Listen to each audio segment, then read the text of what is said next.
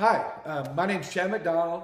I'm going to be your on-the-job trainer today, and we've been given the task to fasten this drywall to the metal studs that's behind us. And what's happened to get it to this stage in the process is a crew came through prior to us and basically tacked all this drywall up. Now it's our job to go back behind and finish it, fasten it off properly. We got to make sure we have proper spacing and location for all of our screws. This is a 6-step process to fasten this. So what we're going to do is we're going to start with step 1, step 2, and work through each one of them. But before we move, for instance, when we start at step 1, we won't move on to step 2 until I'm completely sure that you've mastered that task, or that step, I'm sorry. So just remember that. We're not going to be jumping around. We're going to move step 1, step 2, and so forth until you can show mastery of each step. So with that said, before we get started, we're going to make sure we're working safe. So make sure you have your safety glasses on and that they have the Z87 stamp on them. So I'm going to take my task analysis or job procedure sheet and tack it right up here. We'll get started. So step 1, you can see, is inspect the drywall for proper placement.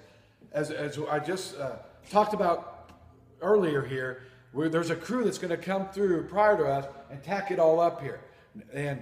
But we got to inspect to make sure this is ready to completely fasten on. And one of the main criteria that we want to look for is this is considered a butt seam and this is considered a recess seam. Okay? So what we've got to make sure is we don't want more than 1/8 of an inch gap here. And if it does happen, we need to let a finisher know, and he'll come in and pre-fill this before they can tape it. But what that is causing, if this is not sealed up right, it's going to cost time, resources, and productivity. So what I'm saying, every now and then you'll come across a seam that it just won't quite fit. That's okay.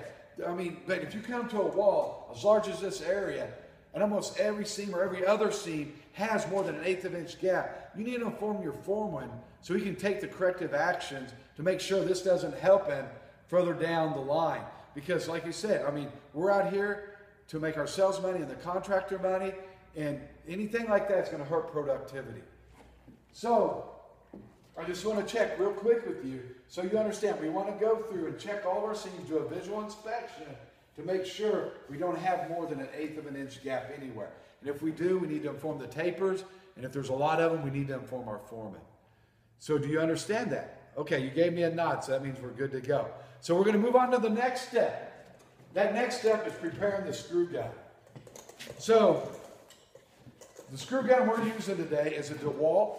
Depending on your contractor, they may use a Hilti, Makita, so it really doesn't matter. So you're going to honestly have to be familiar with a lot of different manufacturers and different types of screw guns. So with that said, our first step, as you can see, is inspect the screw gun and extension cord. So our key point here is you got to make sure before you use it, every time you just want to do a quick visual inspection to make sure, especially on the extension, the cord, make sure there's no frays, tears, nicks, scrapes, or whatever, because that's an electrical hazard and you don't want to be shocked. So we'll just do a quick visual inspection, and this gun looks really good. Okay. I mean, yeah. And then we'll do the same thing. We want to inspect our cord. We just don't want to do it quick. We'll just run the whole cord through our hands and to make sure the same thing. There's no nicks, crick. If it is, we need to take them out of service. I done this prior to us starting today, so basically everything's inspected and ready to go. So remember, before you move on and do anything, you've got to inspect your screw gun and your cords before and make sure that they're good for service.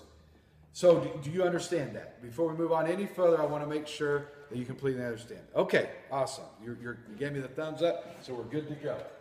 So our next step is placing the first screw. And the reason we do this, because we got to make sure that our depth is correct.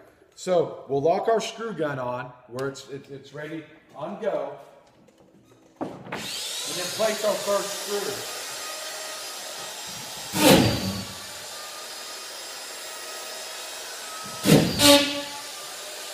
Okay, after we place our first screw, we turn the screw gun off, our next step is going to be, we got to inspect it, okay? So to inspect that screw, we want to inspect it for screw depth. What we're going to look at, we're just going to visually inspect that to make sure, first of all, we want to make sure it's below the surface of the drywall itself, but we want to make sure it's not too deep. What I mean by too deep, how you visually can tell if the paper's torn. That means it's too deep. And for instance, in this instance, the paper is torn, so I need to make adjustments to my screw gun to ensure I bring that depth out a little bit so it doesn't tear my paper. And as you can look on here, there's a scale, and it tells you, if you looked at this, if I turn it clockwise, it will bring out the screw depth. So I'm going to turn it a couple clicks, and then I'm going to start over back at step 3 and replace this screw.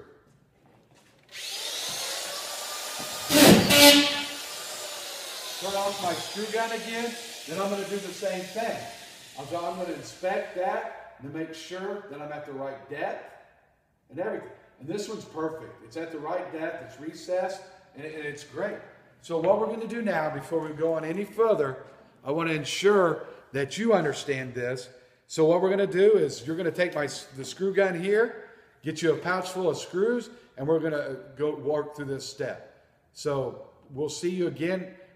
Next thing we'll know, we'll move on to the next step.